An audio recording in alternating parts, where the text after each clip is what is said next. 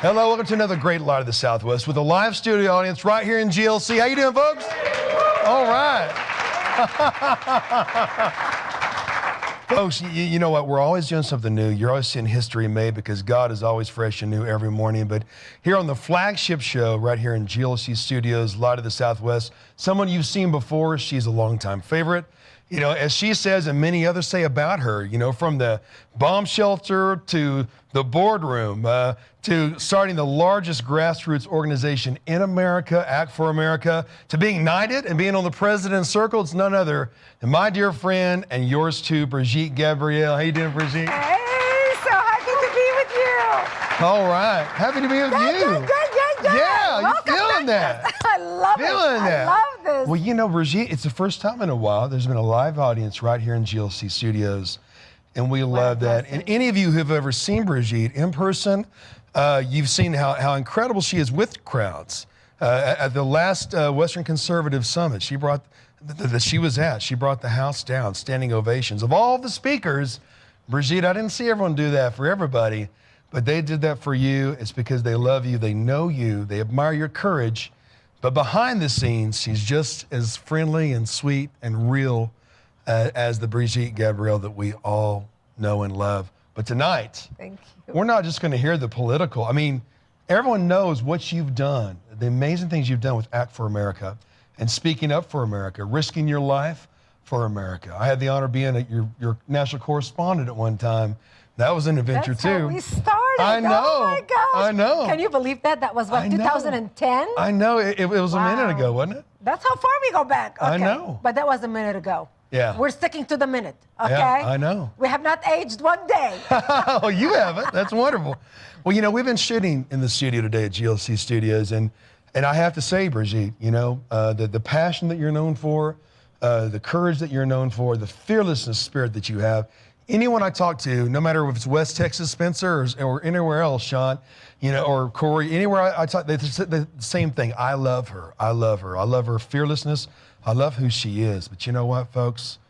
You haven't seen anything yet. Because as strong as you are with your speeches, and of course, people see you on CNN. They saw you a lot on CNN, but on Fox News and Newsmax and just about any other network, and Christian television networks as well. As great as that is, your interaction with a crowd and your motivational speaking and telling your incredible story, I would say is even 4 steps above that, and you're going to see it right on this network on the Brigitte Gabriel Show. I'm so excited about that. Thank you. I am so excited. Thank you. You guys are great. I love people. You know, I love people. People tell me, why, you know, a lot of people avoid crowds. They say, oh my gosh, we don't like crowds, you know. I love people.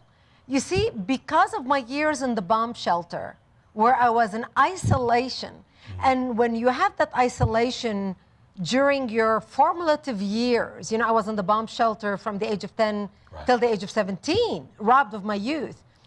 When you're not around people and you grow up, you gravitate towards people. People don't realize the importance of people in our lives. You know, we take it for granted that we can walk down the street or drive down the street and see people and interact with people and meet neighbors and say hi and visit with each other. People don't realize how lonely it is when you're separated from people. So it gave me a new appreciation to every person I encounter. So when I go out, even when I go to the grocery store or when I go, you know, to whatever, my kids practice for whatever, or when I work with people, I look at people as assets, as something and people that enrich your life. Because without people in your life, you're lonely, you're sad. Look at during COVID, how many people committed suicide, how many people turned to alcohol, how many people turned to drugs, because all of a sudden they realized, you know, you can do it by yourself for a week or 2 or a month or 2, but some of those people who have been isolated because of COVID for a very long time, they realize the importance of people. So I hope that comes across, I guess, when I talk about my life or when I interact with people. Well, you're right, Brigitte. You know what? People are assets. That's all we have. That's all we have. That's all we have. You know, and, you know, there's a saying, there's 2 kinds of people in the world. There's people who love people and use things, and there's people who love things and use people. You love people. I love people. And it shows. And again, as dynamic as you have always been in front of a crowd, when they really see you behind the scenes and meet you, they love you even more because you take the time and treat them important, because they are. Folks, you're watching. You are important. You are significant. Your life is not an accident. God put you on this earth for a reason. Yeah. He loves you. And people who really know him, they love you too. I'm so glad that you do. Now, Brigitte, you were telling some amazing things about your story. You know, for those of you who are watching right now, I know what a lot of you do. You see a guest, you pick up your phone and you Google them. And there's so many fantastic things out there. And we can go into Act for America, and we will do some of that too. But folks, when you look at Brigitte Gabriel's name, one of the questions that the viewers had, and by the way, you'll have a chance to send in questions for Brigitte to address, as well as our time for our live audience interaction and call-in segments as well. But one of those was a gentleman saying, Brigitte, I see you, I love who you are. Man, there's people out there that are trying to say you're part of a hate group, and that's not what I'm seeing on television. Why don't you tell us about that? In today's America, when you speak the truth, you are the enemy of the enemies of America. And they want to silence you at all cost. We are living in a time and an age where people are afraid to speak the truth. People are afraid to have courage to do and say what needs to be said and done. People are afraid to offend anybody. People want to be politically correct, which I believe we need to throw political correctness in the garbage where it belongs. There you go. And start calling a spade a spade. Right. So we are at an age where if you stand up for freedom, if you stand up for America, if you stand up for our police, if you stand up for our military, if you are a flag-waving, national anthem standing, military honoring, America-loving citizen, you are the enemy in the eyes of the left. And it is so important because it's like we were talking today. There's no more left and right. No. There is goodness and evil. Right. This is the world we are living in. We are fighting a spiritual battle between goodness and evil. And so when you stand up in defense of freedom, when you stand up to speak about what needs to be done, people accuse you, well, you know, if you are for secure borders, well, you are a bigot, racist, anti-brown people. It has nothing to do with that. We are just calling for secure borders. In my case, you know, and you hear me speak with such passion. People always tell me, my gosh, you're so passionate, Brigitte. Where does this passion come from? And for those of you who do not know my background, I was born and raised in Lebanon. My 9/11 happened to be in Lebanon in 1975 when radical Islamists blew up my home, bringing it down, burying me under the rubble wounded. I ended up in a hospital for 2.5 months. And later ended up living in a bomb shelter in an 8-by-10 room, underground, without electricity, without water, and very little food. And that's where I lived for the next 7 years of my life, robbed of my youth. And when I got out of that bomb shelter, and I do not know how much detail you want me to get into or how much time we have, but when I got out of my bomb shelter, I realized I want to dedicate my life to fighting evil. As a survivor of terrorism, I want to dedicate my life to fighting evil, to standing up for hate, because hate is what destroyed my life. Wow. Hate is what destroyed my family. Hate is what destroyed my country of birth, Lebanon. And I made it a point to stand up and fight hate. And when you stick your neck out in fighting for what you believe is right, for fighting for the truth is not fashionable in today's America. You have people coming out against you, attacking you, and shooting at you from all directions. And today, it is so easy for people to say, oh, you know, is this a hate? You know, right now, all of us in America, those of us who love America, who appreciate our veterans, who honor our veterans, who stand up for the flag, who stand up for the national anthem, you are called a white supremacist, a bigot, a racist, a hater, you name it. You know, neo-Nazis. So we're all in the same ship.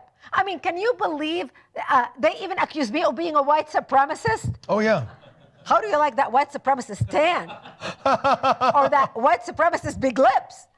But this is the America we live in today. Yeah. So I dedicated my life to fighting that. I dedicated my life to doing something that will make a difference for the country. And that's how I answered that question this morning when we had that caller calling about, you know, when we read about you on the internet, people say, Right. oh my God, there's all sorts of things. So please only believe the good stuff.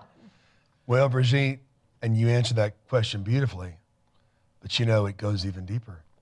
It goes even deeper of who inspired you not to hate. And most people have never seen a side of you. They see the courageous lioness, you know, that we know and we love. But Brigitte, you have a story that even the haters, if they knew, Yes. would understand why you not only refuse to hate, but why you fight darkness Yeah. and someone very special to you in a very rough situation encouraged you. They didn't raise you to hate. And No. that's a part of who you are. That's right. And I'm so excited that they're going to see even that other facet of the diamond of who you are, because there's a whole universe of motivation and real life stories and real encouragement. Folks, you know, you never know what someone's going through. You know, perception's reality. You may think someone has it all together just because they're on television. Folks, let me tell you, we're all people at the end of the day. But Brigitte, you're not only a real person, but you know what it's like to go through some very hard things. And you still chose love over hate. Absolutely. And many people don't realize I'm an only child. I'm an only child to my parents who were married for over 22 years. They could not have any children. And they gave up. They thought, well, God did not bless us with a child. We're not meant to have children. And so I was raised, when I came into the family, I was born truly a miracle in their lives. My parents adored me. So talk about miracles. My mother went to the doctor. She thought she had cancer. And, you know, I mean, after all, I mean, you know, when you're, you know, when you're in your 50s and you all of a sudden your stomach is getting bigger, you know, it's harder. You go to the doctor and you think, doctor, I've got cancer. They run the blood work and all of that. And the doctor says, you're 2 months pregnant. You're going to have a baby in 2 months. So I was truly a miracle in my parents' life. My father was 60 when I was born. My mother was 55.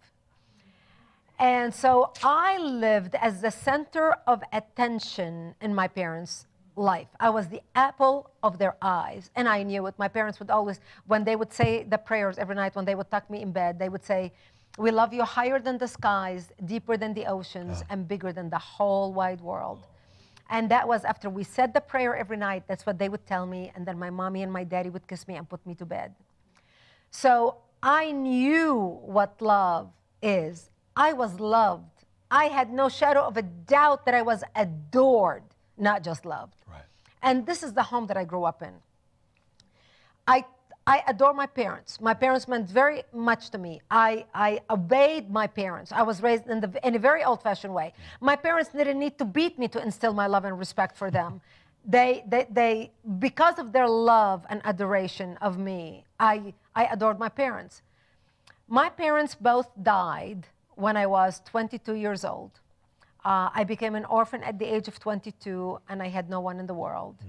And my parents are both buried with Oscar Schindler on Mount Zion. Wow. So if you have ever visited Jerusalem and visited Oscar Schindler's grave, you have literally walked by my parents' grave. 2 weeks before my father died, my parents were devout Christians. I was raised in a very Christian home, taught the right way. And my father always told me, let people know through your actions how you feel about them. Words are cheap. Actions speak louder than words. So that was really hammered to my head since I was a child. And that's how I lived my life. So before my father died, I was working as a news anchor for World News in the Middle East. I was, hot shot, Well, you started at the age of 20, weren't you? I started at the age of 20, a total miracle. That's a whole other story. Yeah. But it's amazing when God has a purpose for your life.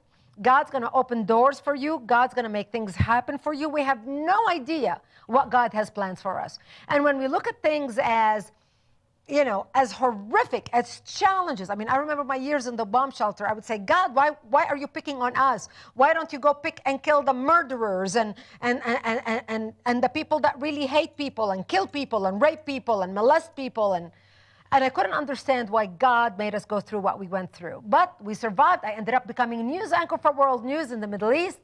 Here I am, big hot shot at 20 years old. Famous. I was seen in all throughout the Middle East, Israel, Jordan, Egypt, Lebanon, Syria, Cyprus. I would get all this fan mail. And unfortunately, I had a terrible boss. My boss tried to rape me on the job. So you hear about, I do not know how many of you have watched the morning show, with Jennifer Aniston on television. Yep. It's now the big thing. Boy, can I worked in network broadcast television, I know. Mm-hmm. So because my boss was not able to complete what he tried to do, and he and I got into a fight, and we were fighting and battling, and I was hitting him and scratching him and all that, he told me, you're going to pay for that. And he ends up firing me over it. And he fired me and fabricated a story that I was fired because I was caught smuggling drugs between Lebanon and Israel. I mean, me, somebody who doesn't even drink, never drank, never smoked. I mean, if there was anybody who's like, didn't do anything, doesn't do anything.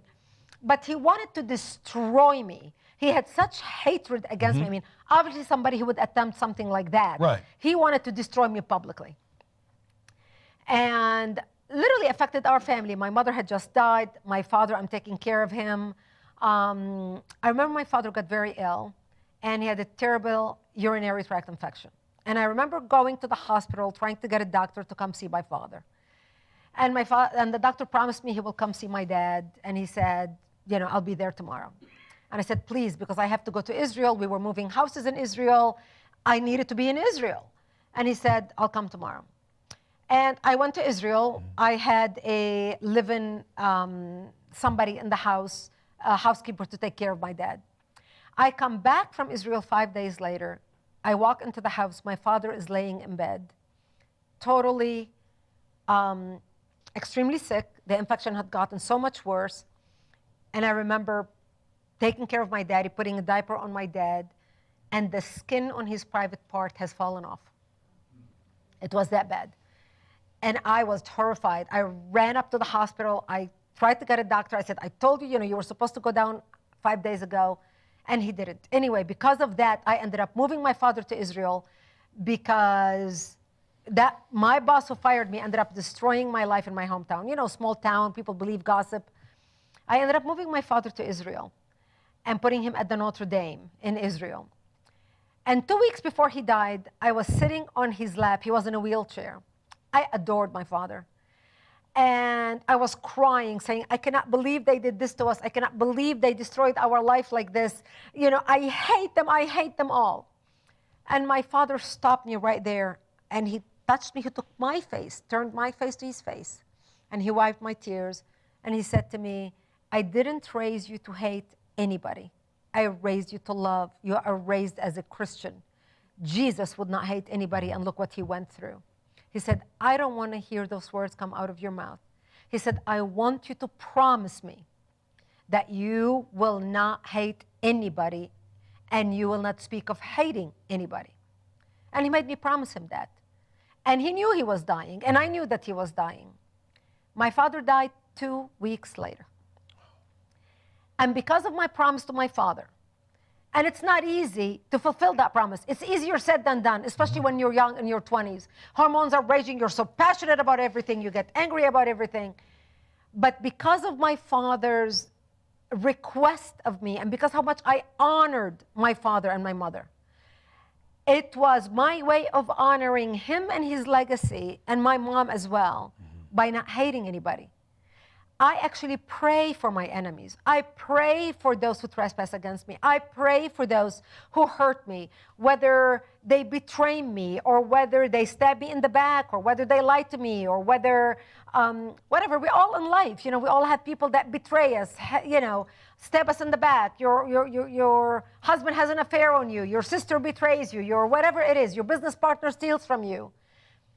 I learned to pray for those who do these things to me. And we all go through the same thing. Look, we are all humans. We all have people who betray us. We have all cried because we could not believe somebody could hurt us so much. That was so close to us.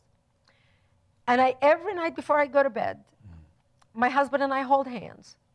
And we pray for everybody in our lives. And I pray not only for my loved ones. I pray for those who hurt me. And I pray for them by name. I pray that God will bless them, that God will open doors for them, that God will bless them financially, that God will protect their families, that God will protect their children, that God will protect them from COVID, that God will open up business opportunities for them. I wish them nothing but the best because I know whatever you put out is going to come back to you. You know, there's a Bible verse, do unto others what you want others to do unto you. It's because that Bible verse is based on the laws of the universe. There are laws in this universe. It doesn't matter how long it takes. Whatever you put out is going to come back to you. You wish people the best is going to come your way. You wish people health is going to be yours.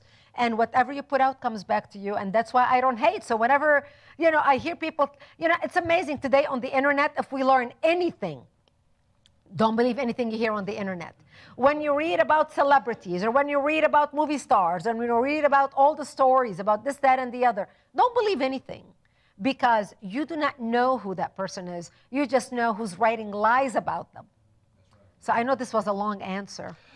I love it. I wanted it. But I thought, but I thought it's a story, and it's important for people to hear the story because a lot of us today, especially in today's world, where everything is, you know, people text each other, you know, get into arguments over text, where you don't even hear an argument escalate because of text, because people are not looking into each other's face. They're not hearing the tone of voice. It's like when you write an email to somebody, you know, they're seeing words without emotions. Right. So it's even more important to be able to express yourself kindly to others.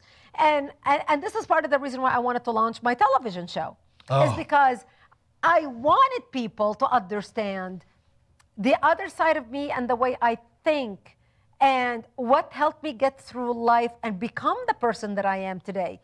Beyond the politics and beyond me, you know, a lot of people watch me on television, you know, on Fox or Newsmax, no more CNN, no more MSNBC. You know, that's like the enemy's camp right now, right? We pray for them, but they don't like us. But, you know, beside all that, you know, there is something to be said about the human element and how important it is to speak of love, to speak of connection, to speak of respect for people. Well, you know what? You respect people, you love people, people love you, people respect you.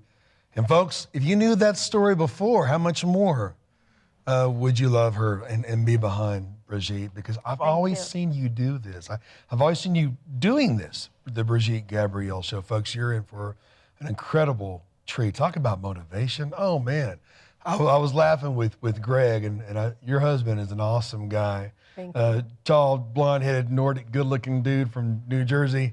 And we were laughing, and I came out after you were encouraging one of the viewers who was asking about pursuing your dreams and also launching a business.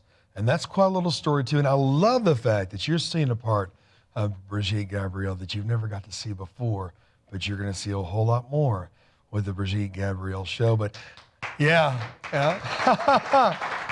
But when you got done filming, I came down the steps and I said, Greg, I'm a man and I want to be a businesswoman. You know? No, I'm joking. I'm happy being a man.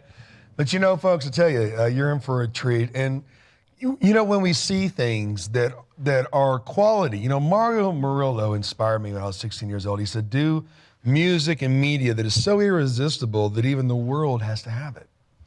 Well, Brigitte, everything you do is top-notch, top-rate, and the world has to have it. And when they get to see the other facet of the diamond, there's a whole, so much more to you. Love, and man, gosh, she's a preaching machine too, folks. What do you know? Life coach too. I mean, it's amazing. But I wanted them to hear these stories, Brigitte. And even those who are in the camp where everything offends you, and it's not really things that are offending you, folks. You know what? When you're at war with yourself, You make casualties out of friends and family. And sometimes you're just at war with yourself. And everything is offensive. Everything brings anger, brings regret, brings hurt. But the Spirit of Jesus, that's freedom. And where the Spirit of the Lord is, there's freedom. I love this audience. And so all that to say is, going in this next thing, though, as you were talking to women, men and women, they all love so many things about Brigitte Gabriel. But as you're talking to women about pursuing your dreams, whether you want to do the one about the business, starting your business, that's pretty big too. Some of you folks, you know what? There's millions of people leaving the job force. You're having to rebrand yourself. You're having to start over. Well, guess what? You know what? In God's economy, you haven't missed it. You haven't missed it. Things are right on time. What would you say to women who need to be encouraged to pursue their dream? Well, not just women. I want to talk about dreams. There you go. Because when we grow up, when we are teenagers, when we are young, we are raised with such innocence. You know, we have big dreams when we're teenagers. We want to do this and we want to do that. And it's wonderful to dream. In my case, my whole life is a dream. Even though I didn't dream because I didn't think I would live long enough. You know, I was raised in a bomb shelter. And I remember, you know, people in America, especially when I came to America, people dream, oh, what do you want to be when you grow up? In my case, in the bomb shelter, we lived day to day. We did not know if we're going to be alive the next day.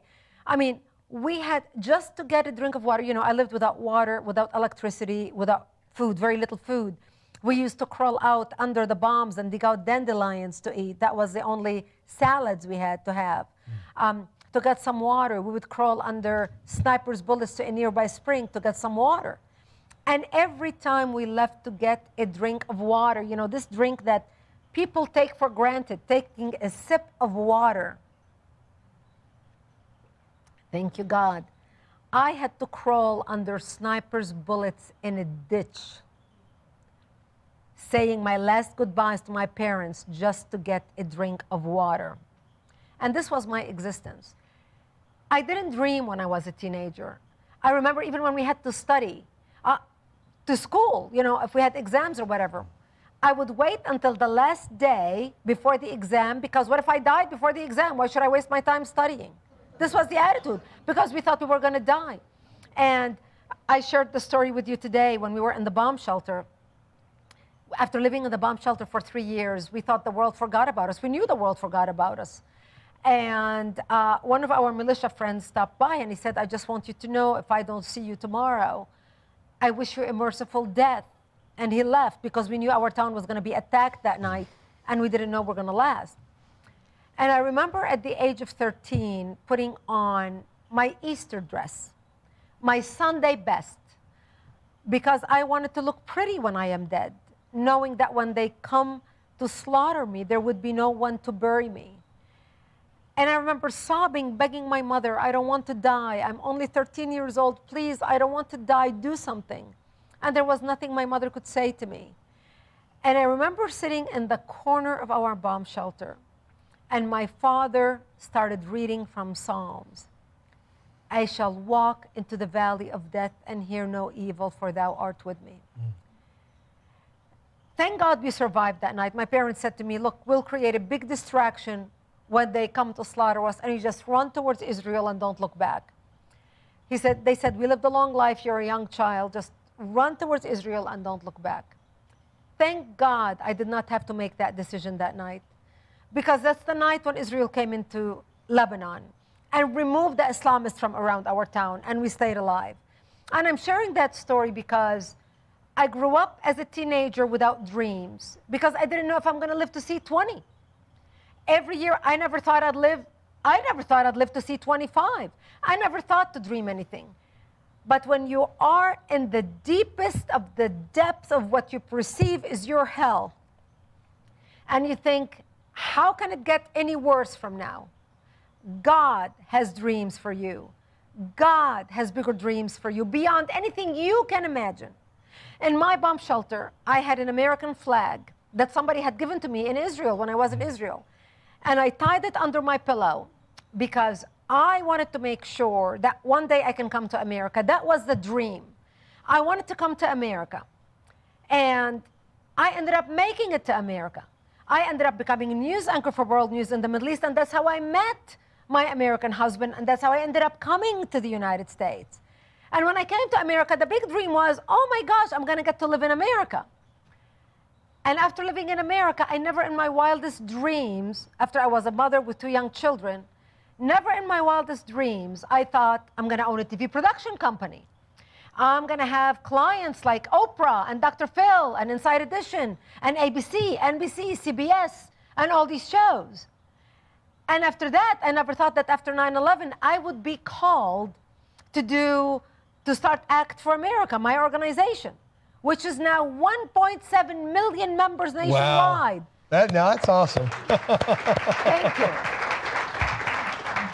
So, whatever your dream for yourself is, God has a bigger dream for you. And the dream that God has for you is bigger and greater than anything you can ever imagine for yourself. And so, if God puts something on your heart, you know, I call it like when God talks to you, when he whispers in your ear, some people call it the sixth sense. I know some people probably are watching us right now that you may not be a Christian. You know, obviously I'm a Christian, we are a Christian, this is a Christian show. But if you're not a Christian, when you hear those whispers that you think, oh, this instinct, that voice, when God whispers in your ear that you should do this, you're good at this, pursue your dream. And then you have all the naysayers around you, the humans around you. You're never going to be successful at that. Are you crazy? You really think you're going to make a go of that? You know, 7 out of 10 businesses fail within the first year or 3 years. You really think you're going to make it a success? So everybody around you start bombarding you with negative thoughts. And my advice to people, never ever listen to the negative thoughts. Because if God has called you to do something with your life, God's going to open the door, God's going to open the window, God is going to pave the way, God's going to put the right people in your path, God's going to make it happen for you. All you have to do is believe. You know, the Bible talks about if you have the faith as big of a mustard seed. Have you ever seen a mustard seed? Real little. I was like 27, 28 years old when I saw a mustard seed. And I couldn't believe how tiny that is. But if you have the faith of a mustard seed, you can move mountains. And if God has put something on your heart, know without a shadow of a doubt that he put it on your heart so he can use you as an instrument to make it happen. You are the vehicle. If God put on your heart to start a ministry or to start an organization or to start a business in your community or to start a charity in your community, that's God speaking to you to use you as a vehicle. He already has all the people lined up who are going to help you. He already lined up the banker who's going to help you. He already lined up the people who are going to open doors for you. He already lined up anything. Look at how we met. We hired you. I hired you in 2010 to be producer for the TV show my organization, Act for America, was doing, so you can travel around the country and interview our people. Right. Quite an adventure. Quite an adventure. Yeah. For the last 3 years, you were after me to do a TV show. You got to do it. So he would email me, Brigitte, you got to do, you have got to do a podcast. It's time, it's the Lord talking. You've got to do a podcast. And I was like, I've got this, I've got that, I'm traveling, And finally, and you know, one weekend I decided, and I've been praying, God, give me clarity. What should I do? What should I do? God, give me clarity. And, you know, especially over Christmas, I was praying, what direction? I knew I needed to do something more than just talk about politics. People can hear my political opinion. People can hear my political knowledge. People can hear my commentary. They can follow me on Twitter. They can watch me on television. They can sign up to my emails, actforamerica.org. actforamerica.org. Got that? Yeah. So people can get that. But I knew there was more to that. I knew that God has put me through everything that he has put me through so I can give hope and inspiration for those who need it, especially at this time. Yes. And when that became clear in my mind, all of a sudden, there's Brand sending me an email. Brigitte, we've got to do a TV show together. This happened less than 2 months ago, 6 weeks ago. Within 6 weeks, after procrastinating for 3 years, within 6 weeks, We agreed to do this, put a date on the calendar, organize what we want to do. Here I am in Midland today, and you were the instrument. My honor. So when God puts something on your heart, God will open the doors for you to make it happen. All you have to do is show up. He already has the roadmap laid out. Oh, man. Are you guys blessed? I know you are. I am too. Wow. You know, Brigitte, I've known for years. I thought, man, she's got to have a TV show of her own. And I was excited about it. I knew it would be good. But I had no idea, folks, that today what I saw, and I'll say it again, as strong as you are in front of thousands of people, you're also incredible one-on-one. And the things you have to say, talk about a deep well and stories.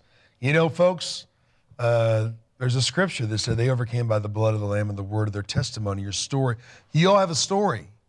You know, your story is the most valuable thing you've got in addition to the Lord, folks. You've got a story. And as long as you're breathing, there's victory in the air. Your story's not over yet. And your movie can end any way you want it to, folks. It really is up to you.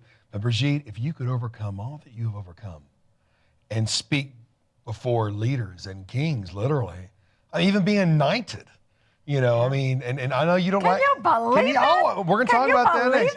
You know, I often call you Lady Brigitte. Oh, Lady Brigitte from the house of Gabriel. Please. But really, and we want to hear about that. But folks, you really are in for a treat. You're already seeing a side of Brigitte you've never seen before. And you ain't seen nothing yet. But we're just so grateful for you who are watching and who get behind GLC. The last of its kind, I believe. Must carry uncensored. And I tell you, you know, you can't always say that a Christian TV network or ministry is always the most pure place behind the scenes. You know, sometimes it is, sometimes it's not. We won't say. But I can tell you here, this is good soil because from the inside out, this is a pure thing. Yeah. And look what God's done. He's brought you in this beautiful studio, still beautiful. And you know what, folks? Talk about a rebuilding. Right. You know, God's doing a new thing, but this network is returning to its original vision. And when you return to your original vision, whether you're an organization, whether you're a church, whether you're a business, or whether you are a person, when you return to the reason why that baby was born, great things can happen. And nothing is impossible to those who believe. Brigitte, nothing's impossible for you. What I beheld today, I can't wait for people to see. And they're going to see some on your social media. But man, I tell you what, she's got preach in her now. And even on top of that, you know what? The things that cut the stories, the amazing stories you have, and the scriptures that just inherently come out of your mouth. You love the Lord and He loves you. And I just can't wait to see what's going to happen with the Brigitte Gabriel show. But we're definitely blessed to have you as well. I'm so blessed. My cup runneth over. You know, I couldn't understand what that meant when I was younger. And people look at me, and sometimes people look at people who are going through challenges, especially when non-Christians look at Christians who are going through challenges, and you know, Christians are still happy, praise the Lord, everything's fine, everything's going to be great. And you know how secular people look at you like, what is this person talking about? How can they be so happy?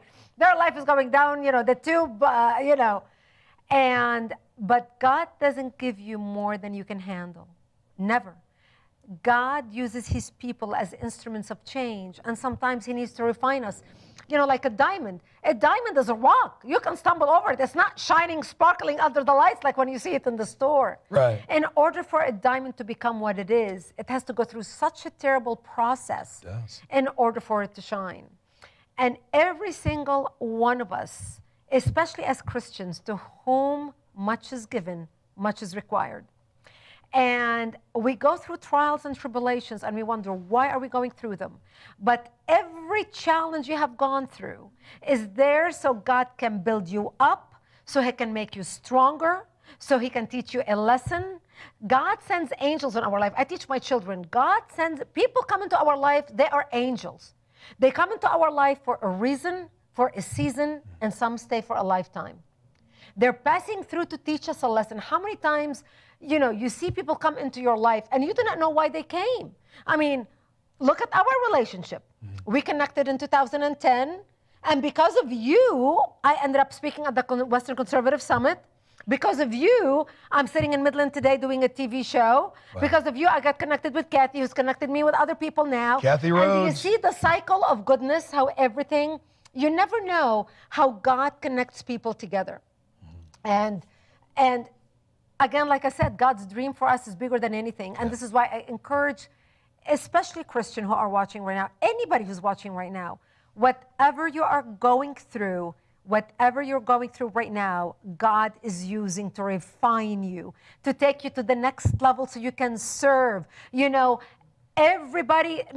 everybody wants to be famous, but you don't need to be famous to be great, because greatness is by service. Everybody can be great because everybody can serve a purpose in their community. Everybody can be great, and everybody is called to serve in whatever capacity, whatever you have gone through, whatever pain that you have gone through. Pain is pain in any language, whether you're male or female. Pain is pain, and part of the human experience is experiencing pain. Because pain is there to teach us a lesson. Pain is there to help us cross to the next level in our life. You cannot mature. You cannot be enlightened. You cannot grow it in your spiritual walk without crossing over something or a path to get to the next stage. Right. You've got to cross that bridge, and you have to go through the pain of crossing that bridge in order to get to the next level that God has waiting for you. And one thing I have learned in my life, no matter what you go through in your life, what you think is the worst possible thing that can happen to you, never ever resent that, because it could be the best thing that could happen to you. Every single time when I thought, oh my gosh, things cannot get any worse than that, this is like the most horrible thing that could happen. And out of that, the most wonderful thing happens. And if it wasn't for the bad things happening, I would have never made it to the next level or to where I am in my life. True, you know that. Yeah. So take every challenge, take every pain, take everything as a lesson from God to guide you as He holds your hand to take you to the next level in your life, the next level that you can serve your community, that you can serve humanity, that you can serve your church. In my case, I started my organization, Act for America, right, because after 9/11, I was so moved to start something because of my background and my experience, to stand up for freedom, to defend our country, to fight evil, because at that time, Islamic terrorism, I mean, who would have thought that people can hijack airliners and use them as human missiles, flying them into skyscrapers with the hope of killing not 3,000, but if they would have been 15 minutes late, killing over 50,000.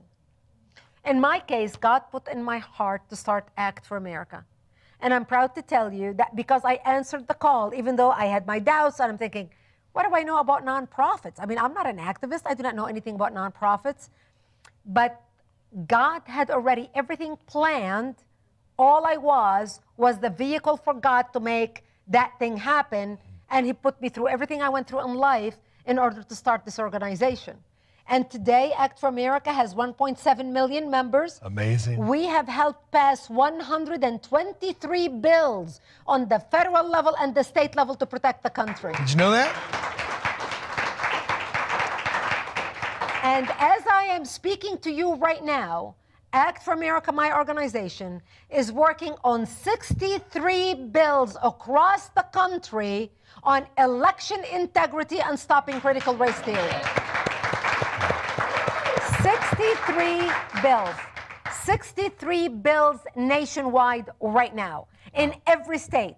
If you are not getting our action alerts so you can be notified when there's a bill coming down in your state, wherever you're watching us right now, I know a lot of people are watching us on live, on broadcast, or they're going to watch us on their computers, or they're going to watch us later, or they're going to listen to this podcast. Go from whatever state you are in the United States, go to actforamerica.org. Click on Take Action. You'll see our action alerts, Act National and Act State. which is the federal bills in Congress. The state is the state bill. And take action on those bills. Sign up to get our emails and action alerts. So together we can make a difference. So God put on my heart to do this for our country. And God has put on your heart something to be involved in. Every single one of you who are sitting in the audience today, and I'm so delighted to have a studio audience. God put you in this audience for a reason tonight. Pray and ask God, what was the reason that I came to this meeting tonight? What was your purpose, God, for bringing me to this meeting? One of you maybe have invited by a friend or a sister, or somebody grabbed you and said, hey, what are you doing tonight? Come on over. I'm going to this show, or I'm going to this. You are here tonight by design. Nothing happens by chance. Everything happens by design. And especially if you are a Christian, God has a purpose for your life. And your purpose in life is to find out what your purpose is, what your destiny is, and what you need to be involved in. And if being involved with Act for America, God puts it on your heart tonight to say, you know what, I'm going to stand with this organization. I'm going to start a chapter, by the way, start a chapter in your community, start a group in your community, join a group in your community, stand with us financially if you feel like it. Hey, I had to put that pitch in knowing that I'm on camera, on television. But whatever God put in your heart, being more involved in your church, being more involved in your community, being more involved in your school, being more involved in whatever local group who's been asking you to get involved with, do something. You are an instrument in God's hand. God doesn't change the world through lightning in the sky. God uses his people as instruments of change. You are the instruments. We are the instruments. Wow. Boots on the ground, folks. That's right. You know, you can't win a battle just from the air, can you? That's right. And not only by prayers. I know a lot of Christians tell me, oh, Brigitte, I'm praying for our country. I'm praying for our country. Well, you know what? Praying is good, but praying is not enough.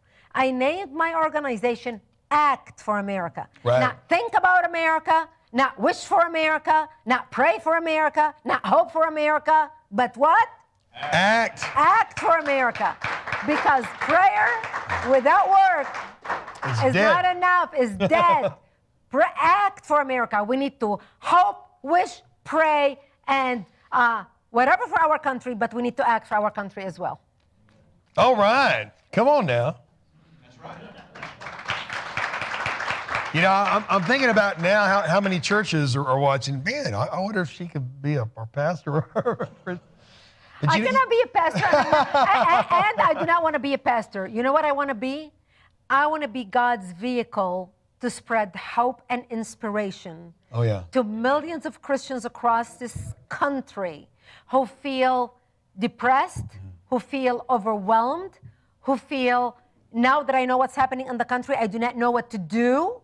Obviously, we are praying, but I want to be able to go into a church, and I hope if there is any pastor watching right now, I would love to have the opportunity to speak in your church, to share with your people God's grace in my life and his deliverance over me.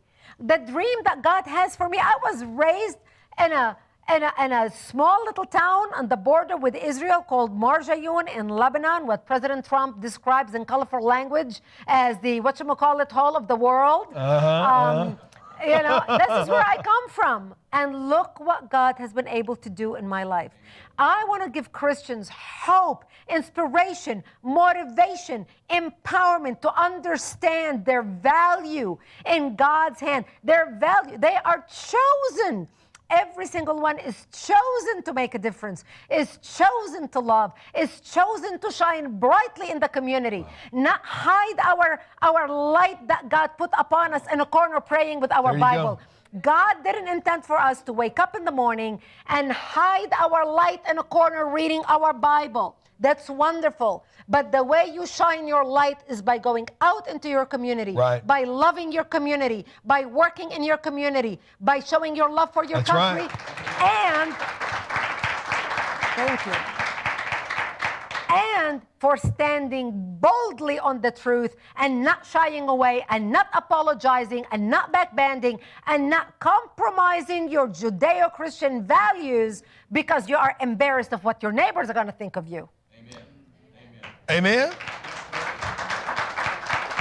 You know, I love this audience, and you mentioned Kathy Rhodes earlier. We call her Godmother. We love Kathy. Godmother. She connects. We love is a mover. Kathy. She's a mover and shaker, and she points to the Lord right now. The mayor of the town. Well, you know what? This is an audience of leaders. That's what's so special about the audience tonight. It's an audience of leaders, folks. You got generals over here, and we're not singing to the choir. We're coming together for such a time as this. You know, Brigitte, when Jesus said that you are the light of the world, and the city on the hill cannot be hidden, most people don't know there were things called warning cities. They were called warning cities, and they used with signals with fire when an invasion was imminent. They were a warning city, and there was a penalty to be paid. If you chose to live in a warning city, you had lots of benefits, but there was a penalty to be paid if the watchman on the wall did not sound the alarm. That's what we're doing right here, folks. Yeah. You are a city on a hill, those of you who are believers, and it is not only a great thing to do, it is your duty to sound the alarm. And you do that by taking action. It's wonderful. We need intercessors, Cher. We need prayer. We got to have that. Prayer moves the arm that moves the world, but the battle's also on the ground, folks. That's right. You know, Brigitte, a lot of people don't know that our Constitution is really nothing more than a bunch of notes written from sermons of the black robes, the outlaw preachers that King George called for their deaths, preaching freedom and justice and liberty for all. Sound familiar, folks? You won't find a right in the Constitution that wasn't first preached for at least 20 years before the American Revolution by the black robes. Well, you know what? We need our black robes back right now. It's time, folks, to take action.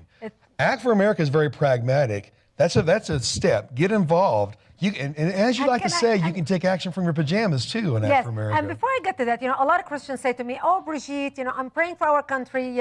We think somehow on the conservative side, the Republican side, they think being an activist is a lefty thing. Right. Jesus set the standard of what activism is all about. That's right. Jesus was the first activist. Jesus showed us how activism is done. When Jesus saw evil, he walked into that temple, he overturned the tables, he stood up for what he believed is right, and he stood up against the wrong that he saw. Jesus showed us how you can be rightfully upset and stand and show the world that this is wrong. You cannot be doing this. So today, we as Christians, we need to be active. We need to be engaged. And you know what? Our people tell me, and I'm not telling people go out and demonstrate in the street. With my organization, Act for America, we created a tool called Act Now, where we send action alerts. Every Wednesday morning, every Thursday morning, we send an action alert. 3 things you can do under 10 minutes. 3 in 10, we call it. 3 things you can do under 10 minutes, and you can do them with the click of a button, sitting in your pajamas, sipping your cup of coffee at 7 a.m. in the morning. And basically, we have a pre-written email for you going to your elected official about a certain bill. You don't even have to think what to write the email. We already have it rewritten. You just sign your name. You sign our petition. You call them. We even have a pre-prepared post for you for like Facebook or your social media, where with one click of a button, you not only post it on your social media, but also it tags your elected official's social media. Everybody can do something. And when I talk about activism, everybody, Christian churches need to be involved in school boards. They need to be involved in city council. They need to be involved with what's happening in the schools. That's right. Our Judeo-Christian values are being stomped upon. They are being destroyed. They are being thrown in the garbage. We have people who are trying to rewrite our Constitution. Right. People have already taken God out of our schools. They already taken Christmas out of our schools. They call it now winter break instead of Christmas break. If it wasn't for President Donald Trump, people didn't even want to say Merry Christmas anymore. Right. So thank God, at least under his administration, people were proudly saying Merry Christmas again. Right. So, thank you. So if we Christians do not stand up for our Judeo-Christian values of love, harmony, peace, sacrifice, charity, those are great values. Why are we embarrassed to do that? Why can't we stand up to the left, who is teaching our children that at 5 years old, oh, you're a boy, you're not really a boy, you're a girl, okay? If you need surgery, you don't even need to tell your parents that we know you're identified. What are we talking about? Right. What are we talking about? And we are letting these people control our children? Is this what God? This is why we go to our churches on Saturday and Sunday and pray, because we are afraid on Monday morning to show up and confront the school with what they're teaching our children? We need boldness more than ever. That's right. And this is not hate. This is loving our children. Right. This is loving our country so much that we want to keep it the most exceptional country on the face of the planet. And by keeping it exceptional is by exercising our Judeo-Christian values, which are the foundation of the United States of America. Whether people like it or not, by the way, this is the foundation of our country. Yes. I love it, Brigitte. I love it. You know, there's a saying that Satan is not worried about a Sunday morning revival. He's worried about a Monday morning revival. Folks, the church was never meant to be a place to escape the world, but a strategic base to invade the world with the love of Jesus Christ. Yes, we were founded on sermons by the Black Robes, based on Judeo-Christian values, talking about our King. We don't have to be afraid or shy about it, but we have to be bold. You know, that command, Brigitte, in the Bible to take dominion never went away. And somewhere along the way, we were relegated into little boxes and separated. But you know what? This is a time when people are coming out of spiritual quarantine and they're becoming a body. You know, the things that you've been through, you were knighted in Jerusalem. And in Rhodes. In Rhodes. Do you know I was knighted at the castle where the Crusaders started knighting their knights 1,100 years ago, when the Crusaders wanted to liberate Jerusalem. That's why the castle in Rhodes was built. When Jerusalem fell under Islamic control and Christians could not pray in the churches and Christians could not ring the doorbells, their church bells, the Crusaders were formed to go liberate Jerusalem. Right. So as they were fighting the Muslims and the Muslims drove them out of Jerusalem, they went to Rhodes and built the castle. And in that castle, in the same courtyard, the Knights of Malta Order of St. John have been knighting their knights for over 1,000 years. And it's in that castle, in that courtyard, I was knighted. I tell you, it was the most surreal experience. My husband actually started tearing up because it was surreal to be in that place with so much history, watching that ceremony take place. And I bet it was a beautiful sword, wasn't it? It was a beautiful sword. You know, folks, how a sword is made, it doesn't start out that way. It starts out as metal, and that has to be put through the fire. It has to be hammered on, and then cool water, and then times back into the fire, and folded 1,000 times. And we just want the cool water these days, folks. No, there comes a time when you can learn to love the fire, when that fire shapes you, being folded, being times of cool, refreshing, back under the fire, back on the anvil until you are razor sharp and beautiful. And that is when you are a sword in the hand of God. Brigitte, you were knighted, and the word knight means servant, by the way, and you are God's servant for such a time as this. We are so grateful to have you on Light of the Southwest. First of many a times. And keep an eye out for the Brigitte Gabriel show, folks. Thank you. We love you. Thank you. Thank you. And thank you. All the leaders and all the generals out here. And we'll see you next time on Light of the Southwest.